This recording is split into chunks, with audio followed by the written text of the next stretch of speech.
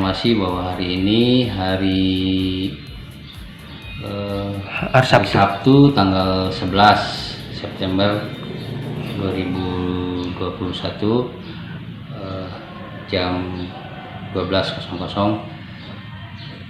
saya sebagai Kepala Pelabuhan Namrea menyatakan bahwa hari ini KMP Wayangan sudah siap untuk diberangkatkan dan untuk pemuatan karena melihat cuaca cukup bagus untuk kapal berlayar.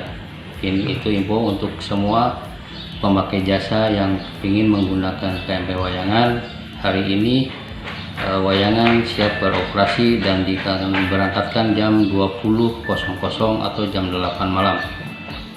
Informasi dari pelabuhan sekian.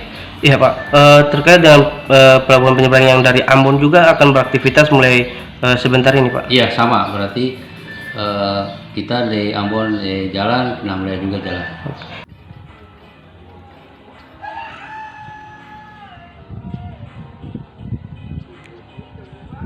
Terima kasih sudah nonton. Jangan lupa like, subscribe, dan share ya.